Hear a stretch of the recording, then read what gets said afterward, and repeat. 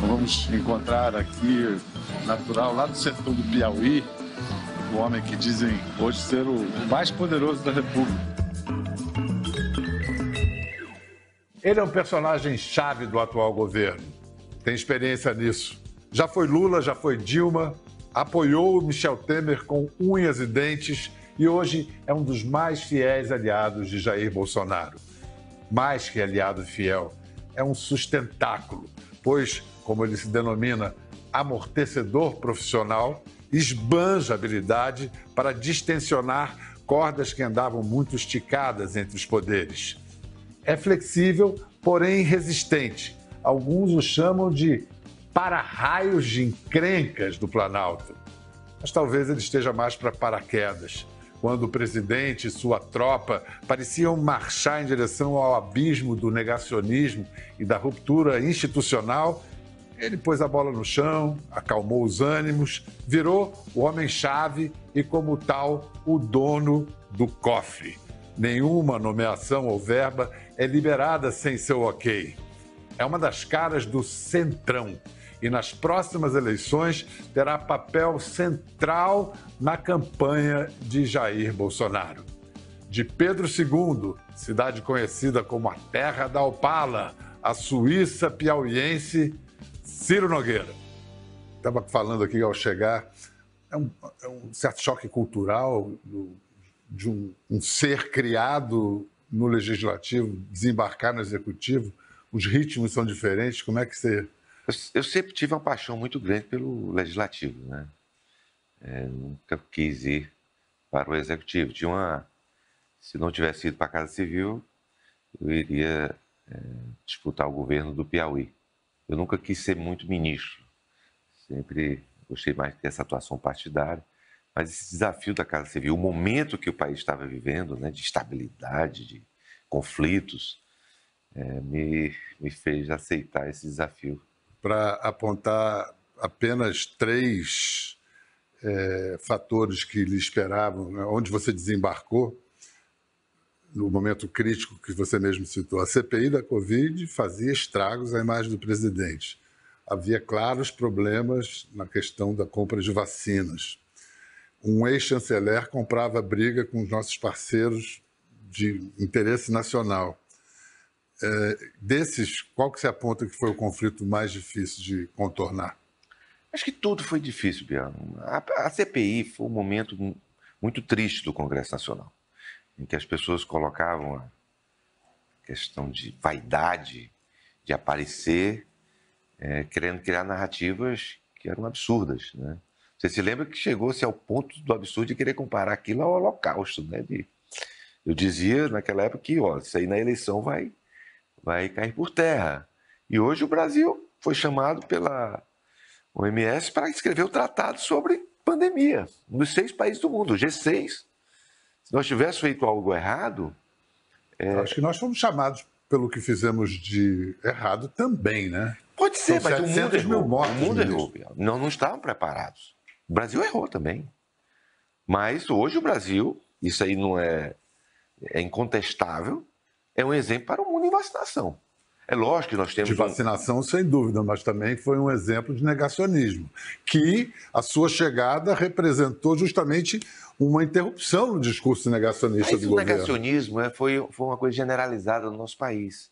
Acho que o maior negacionismo foi da oposição, que negou que nós estávamos comprando as vacinas, negou que nós fizemos o maior programa assistencial da nossa história. O negacionismo foi total, não foi só de um lado. Eu acho que o Brasil e o mundo errou. Ninguém estava preparado. Ninguém estava realmente preparado para esse momento. Você vê que os grandes líderes mundiais tiveram problema. Angela Merkel perdeu a eleição lá, né? Praticamente nenhum grande líder saiu muito bem das eleições. O Trump perdeu a eleição, apesar de ter morrido mais gente do Biden do que do Trump. Mas Jair Bolsonaro vai ganhar? Não tenho dúvida, não tenho dúvida. Não tenho dúvida. Se a gente comparar a campanha eleitoral a uma luta de boxe, em que round a gente está agora? Não, está no início. Está perdendo nos pontos. Eu cheguei a dizer aqui que o PT estava igual aquele... Estava no início do jogo, os atletas ainda aquecendo, e o PT acaba o jogo. Ainda nem começou, Biel. É muito difícil. Um presidente nunca deixou de ser reeleito no país. Nunca deixou. Ia ser a quebra de um paradigma. Por que motivos? Por causa da máquina? O que na nossa cultura política... Eu acho que o sentimento hoje é que as pessoas têm direito ao segundo mandato, a não ser que seja muito ruim o mandato.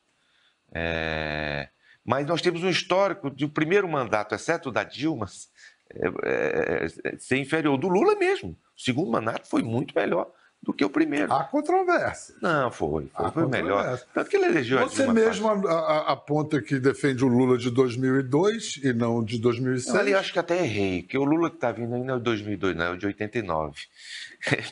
É mais complicado. Pelas coisas que ele tem defendido, não é o de 2002, acho que ali foi um erro meu de avaliação. O que está vindo mesmo aí é o de 89. É um Lula que saiu da prisão, mas foi aprisionado pelo PT. Lula, duvido se ele senta aqui com você para dar uma entrevista. Mas convenhamos, você como político sabe que ele, na frente das pesquisas, franco favorito, digamos assim, numa lógica com a qual não concordo, ele não precisa dar entrevistas agora. Mas não precisa sair na rua? Aí... Ele não pode sair na rua, Biel. O estado que tem o maior percentual de intenção de voto é Piauí e Maranhão. Ele foi do meu estado, não pode sair na rua. Ele está aprisionado, o Lula de hoje, com medo de que as pessoas vejam quem que está ao lado dele. Né? Porque se você bota o Lula, as pessoas dão até o lugar. Bota a Dilma do lado dele, bota, né, as pessoas que o votam, a Glaze, bota ele do lado para ver se as pessoas querem que essas pessoas voltem. Esse é que é o problema, o Lula não pode fazer campanha. Vamos fazer o seguinte, vamos lembrar de uma célebre declaração sua sobre Bolsonaro e sobre Lula. Perfeito. O Bolsonaro era um antigo companheiro de partido. Todo mundo sabe que eu sou um homem conservador, tenho um perfil de direita. O Bolsonaro eu tenho muita rejeição porque é um fascista. Ele tem um caráter fascista preconceituoso. É muito fácil você ir para a televisão e dizer que vai matar bandido, que vai não sei o quê. É um discurso muito fácil, Amadeu. Mas isso não é para a presidência da República. O presidente da República é a pessoa que vai cuidar de gerar emprego e renda, vai cuidar da saúde, vai cuidar da infraestrutura, do saneamento. Então, eu conheço o Bolsonaro, ele não tem essa capacidade de fazer isso. Não tem essa capacidade de fazer isso. Ele nunca geriu nada, sabe? Nunca foi prefeito, governador, mostrou algum trabalho. Só esse discurso de que vai matar bandido, que vai isso, não me atrai. É um discurso muito fácil. Lula. O melhor presidente da história desse país, principalmente para o Piauí e o Nordeste. Aí eu tenho que, me perdoe, por mais que eu seja, tenho que pensar no Brasil, eu não me vejo na eleição votando contra o Lula, Amadeu, por tudo que ele fez, por tudo que ele tirou de miséria desse povo. Ministro, não faz tanto tempo essa entrevista, tem 5 anos. Eu tinha esse conceito, Bial, do deputado Bolsonaro. Quando eu conheci o presidente Bolsonaro, eu passei a ver que ele era uma pessoa... Eu fico imaginando esse país, Bial, se o Haddad tivesse ganho a eleição. Nós não tínhamos feito reforma da Previdência, nós tínhamos pessoa, o Palocci, o Manteiga no comando, uma Dilma no Ministério da Casa Civil. E como é que ia ser quando as pessoas precisaram de 700 bilhões de reais para cuidar das pessoas e dos empregos? Esse país teria sido um caos, ele não teria terminado o mandato. Um Congresso altamente reformista, você se lembra que era Rodrigo Maia, adversário desse pessoal. Então, nós teria sido o caos. Eu conheci Bolsonaro presidente, tá certo? Então, houve um amadurecimento de parte a parte. Então, vejo o conceito também que o presidente tinha do Centrão. Houve um crescimento que nós tivemos que nos unir para transformar o nosso país. E deu certo. Agora, eu te juro, pelo meu perfil conservador, eu tenho 1000 vezes mais identificação com o presidente Bolsonaro, com o governo do presidente Bolsonaro, que eu tinha com o PT. E eu lembro que nós estivemos ao lado do PT e não foi nós que fomos para o viés de apoiar as teses do PT, foi o contrário. Nós trouxemos o PT para manter a questão das privatizações, não foi nós. Você nunca viu o Ciro defendendo a estatização como o que o Lula defende hoje, tá certo? Se a gente depreende que fascismo dá e passa, isso significa que pode ter uma recaída. Não vejo mais como. Eu não vejo mais como. O presidente Bolsonaro de hoje, é o que eu digo, sempre digo, o presidente Bolsonaro de 2022 é muito melhor do que o de 2018, ao contrário do presidente Lula. Que Lula foi o melhor presidente da história do Brasil? O Lula que veio para combater a miséria. Então... Naquela época. O Lula de hoje, Bial, a diferença é que o Lula de hoje veio para trazer o poder para o seu partido. É diferente. É diferente. É o Lula que quer, que são pessoas que saíram, não podiam sair nas ruas porque não podiam pegar um avião. Essas pessoas foram alijadas da sociedade, do processo político, e estão querendo vir de todas as formas, através do presidente Lula. Porque se não for com ele, não vem. É uma campanha dura que se avizinha, qualquer que seja o vencedor, as projeções são de que não vai ganhar por muito. Vamos lá. Ano de campanha, inflação é tudo que um candidato à reeleição não quer. Aí temos agora o aumento dos combustíveis, não tem dinheiro que aguente mais uma despesa tipo bolsa, se deixar o preço livre, a inflação dispara. Vários caminhos estão sendo aventados. Qual que você acha qual o caminho a seguir nesse momento? O grande diferencial do presidente Bolsonaro para os outros presidentes é que ele não coloca a questão eleitoral acima dos interesses do país. Se não fosse assim, ele não tinha tornado o Banco Central independente. Você já pensou o Banco Central agora, focado na reeleição, como foi a de Fernando Henrique? Fernando Henrique foi reeleito com o Banco Central. Na reeleição. Na reeleição. Ele foi reeleito com aquele estelionato eleitoral feito com o Banco Central. O combustível, Bial, nós temos... Qual é o problema hoje do país? As pessoas, por que a Petrobras não segura o preço? Porque não tem como. Porque 30% do óleo diesel do nosso país é importado. Então, os importadores não podem comprar a 10 e vender a 7. Se não fosse esse aumento de combustível aqui, em abril ia faltar diesel no nosso país. Então, o que fazer? Olha, nós temos que ter um momento agora que dividimos o custo e o sacrifício com a população, na verdade. Nós fizemos agora, zeramos... Mas igualmente... Mas é porque o governo não tá... O problema é que é o seguinte, as pessoas não estão querendo abrir... Vou dar um exemplo. O governo zerou tudo que tinha respeito a impostos federais. Os governadores estão arrecadando 36% a mais. 36% a mais num período de crise, de guerra. Não é justo. Chegou ao ponto de um governador do lado do meu estado entrar no Supremo para tentar evitar isso. Olha que absurdo. Aí, é lógico, chegou a população. Nós estamos agora torcendo, e se Deus quiser vai acontecer, de acabar essa maldita guerra. E o barril despencar de novo. Por exemplo, porque se a gente não tomar... Porque, às vezes, uma medida errada, o dólar... Você tomou uma medida errada, aí o dólar sobe. E aí tira qualquer efeito desse sacrifício. Eu acho que daqui a 30 dias, eu espero que esse preço recue, e aí a gente não precisa passar isso para a população. Falar em óleo, em que tipo de óleo o Joaquim Silva Luna está sendo fritado? Olha, eu costumo dizer, a culpa não é do gestor, é por o sistema, porque o Brasil, qual é o problema para as pessoas saberem? O Brasil, das grandes economias mundiais, é o único que não tem 100% refino. Por quê? Porque aquelas refinarias que eram para estar prontas no governo do PT não ficaram prontas. Se aquilo tivesse acontecido, aí sim, Petrobras, você não pode aumentar. Nós temos, o país é autossuficiente. Então, esse é que é o grande problema. Então, não culpo o Luna quanto a isso. Ele é um homem de bem. Independentemente de culpa ou responsabilidade, quanto tempo você acha que ele permanece na presidência da Petrobras? A Petrobras... Tem gente que não dá um mês. Não, eu acho que... Eu não culpo o trabalho do presidente da Petrobras. Seria muito... fácil trocar o presidente da Petrobras e reduzir o preço do combustível. Não é a culpa dele. É a coisa complexa do barril. O barril dobrou de preço, gente. Aí a culpa é do Luna? Nós temos esse problema da importação de combustíveis. Esse é que é o grande problema do país não ser autossuficiente em refino no nosso país. Agora, para segurar a inflação, uma das propostas é dar subsídio para baixar o preço dos combustíveis, certo? Isso está sendo contemplado. Há alguns que dizem assim, baixe-se o preço dos combustíveis uniformemente. Aí você beneficia o rico que vai encher o tanque da mesma maneira. Você é a favor de fazer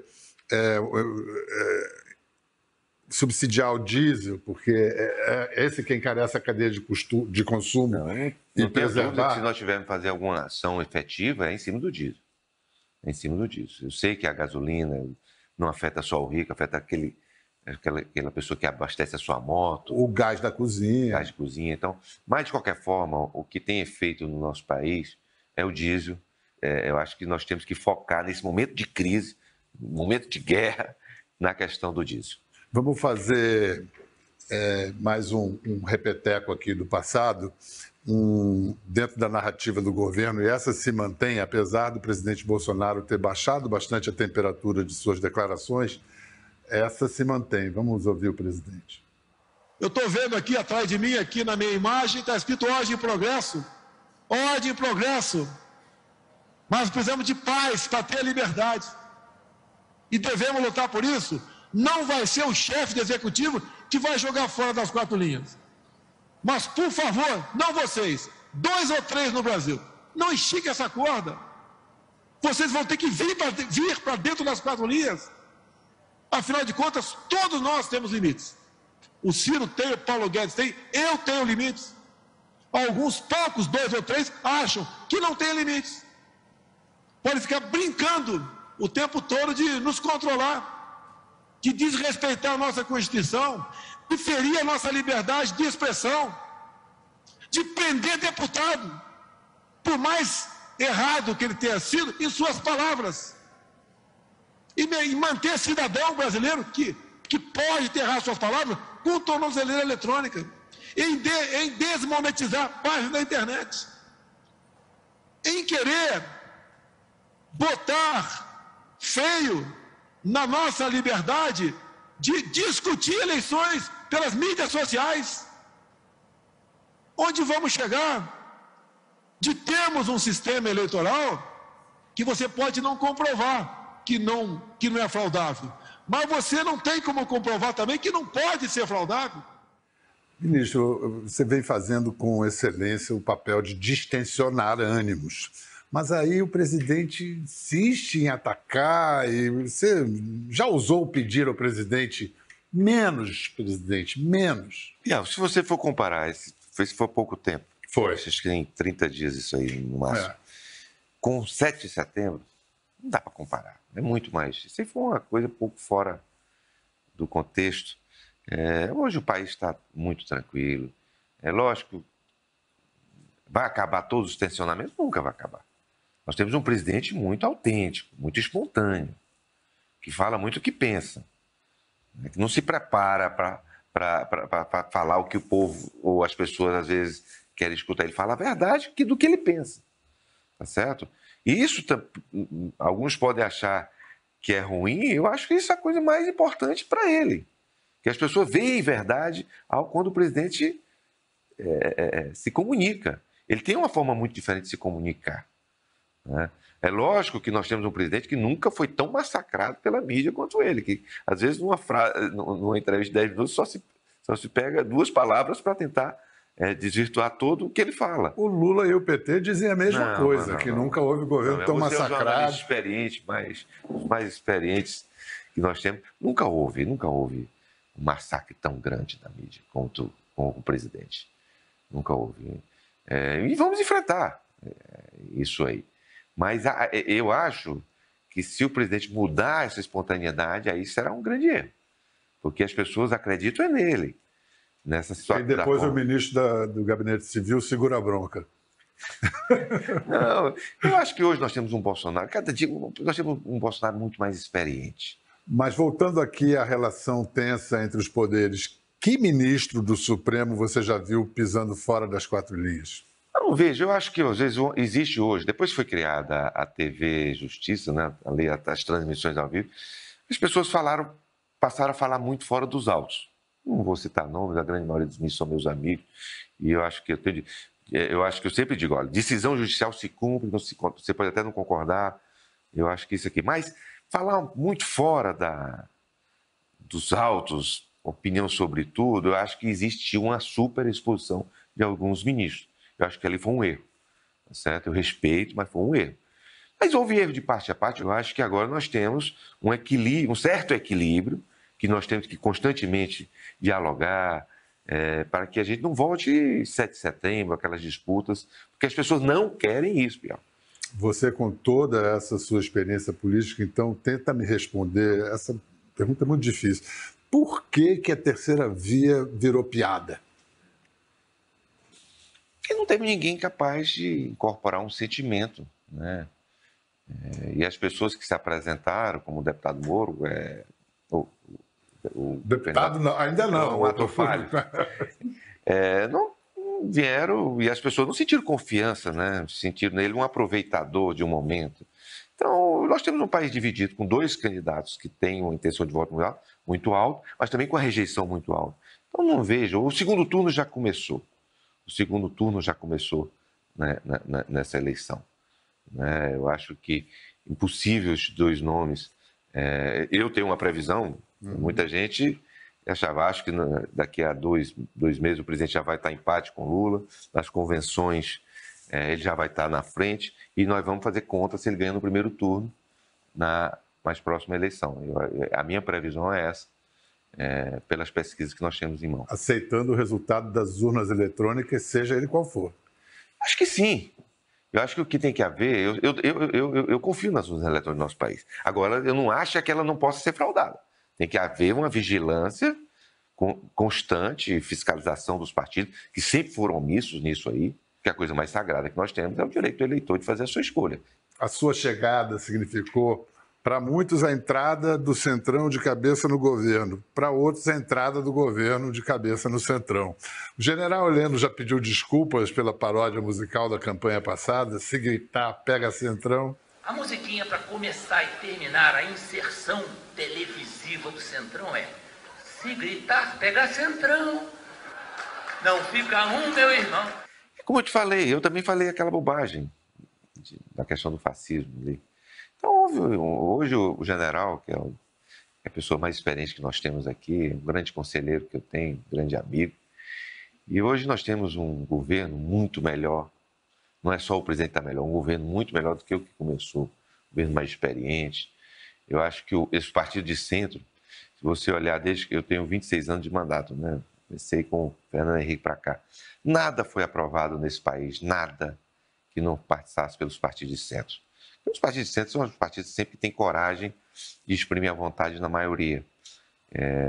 Sempre fica os partidos, né, da esquerda, da extrema-direita, mas se não houver a decisão dos partidos de centro, nada acontece no parlamento. O que se diz é que hoje você tem a chave do cofre. Você diz que não tem porteira fechada, mas você guarda a chave na mão. Na sua caneta tem a liberação de verbas do orçamento, o aval para nomeações.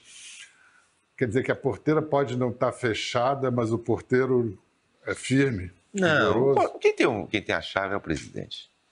O comando final é dele. Essa situação de orçamento, isso aí foi uma proposta do ministro Paulo Guedes para dividir o ônus do não, porque o ministro da Economia sempre fica com não, né? E aí acho que houve agora, com essa divisão de atribuição, eu acho que vai ficar mais claro para quando as coisas não acontecerem, é porque existe o interesse do governo, do próprio presidente, que elas não possam acontecer naquele momento, ou devam acontecer naquele momento. Mas a palavra final não é minha, não, sempre é do presidente. José Dirceu, antigo ocupante dessa sala, dizia que em ficar no poder por 20 anos a 30, a esquerda ficar no poder. E agora, a direita ou a centro-direita vieram para ficar? Você olha para o horizonte e vê quantos anos pela frente? Olha, eu acho que a eleição mais difícil vai ser essa, né, pelo momento que o país viveu, né? Então, eu acho muito difícil o Bolsonaro reeleito.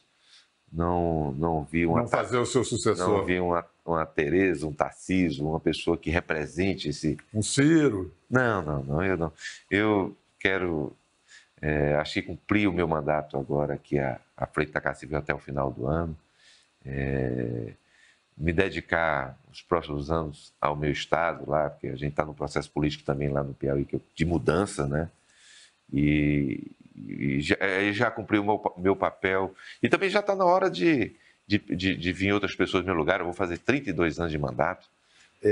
Na questão lá do Piauí, fico pensando, quando começar a campanha para valer, o seu candidato no Piauí vai botar Bolsonaro no palanque, você vai atacar o Lula no Piauí? Guarda a resposta, para depois de um rápido intervalo a gente volta em instantes para continuar a nossa conversa com o ministro-chefe do Gabinete Civil, Ciro Nogueira. Bem-vindos de volta à nossa conversa aqui no Gabinete Civil da Presidência da República com o ministro Ciro Nogueira. Bom, voltando a minha... não é exatamente uma provocação, é uma questão crucial para os partidos de direita e de centro-direita. No Nordeste, principalmente. Como ganhar a eleição no Nordeste atacando Lula? Não digo atacando no Lula, mas discutindo no Estado. Quem vai governar o Piauí, ou Alagoas, ou o Ceará, não é o Lula, não é o Bolsonaro, são as pessoas de lá. Sei que muita gente vai querer se esconder atrás do Lula por conta dos índices de popularidade dele, mas isso não está acontecendo. As pesquisas, hoje o nosso candidato lá tem mais do dobro da intenção de voto do candidato do PT. Mas na campanha para a presidência, não. Então o presidente Bolsonaro vai ganhar no Nordeste? Não, não vai ganhar no Nordeste. Mas vai ter uma votação muito maior do que a que ele teve na eleição passada. O objetivo é perder de pouco no Nordeste. Em algumas regiões nós vamos até superar o presidente Lula. Mas, no geral, acho que o Lula ganha no Nordeste, mas vai perder no resto do país de uma forma muito significativa. Por isso que eu te digo, nós vamos chegar na eleição fazendo as contas se o presidente Bolsonaro vai ganhar no primeiro turno. A famosa frase do Henry Kissinger, que o poder é o maior afrodisíaco, você confirma? O poder dá uma adrenalina, né? Às vezes eu fico pensando de parar, vamos dizer, você não vai conseguir. Mas é lógico que eu cheguei no auge da minha carreira, né? Agora não vou poder me manter muito tempo. Tem que começar a pensar de desapegar. Vai chegar um momento que vai vir outra pessoa que vai poder contribuir mais do que eu. Muito obrigado, ministro, por ter nos recebido, aberto seu gabinete. Fizemos uma bagunça aqui para fazer o cenário, lhe agradeço. Lembrando ao nosso público que a conversa com o ministro Ciro Nogueira faz parte da série de entrevistas que a gente vem fazendo desde o ano passado com personagens-chave, personagens que estão no centro do debate eleitoral no Brasil. Já falamos com Fernando Haddad, com Ciro Gomes, com João Dória, Sérgio Moro, Simone Tebet, Joaquim Barbosa e outros virão. Até a próxima.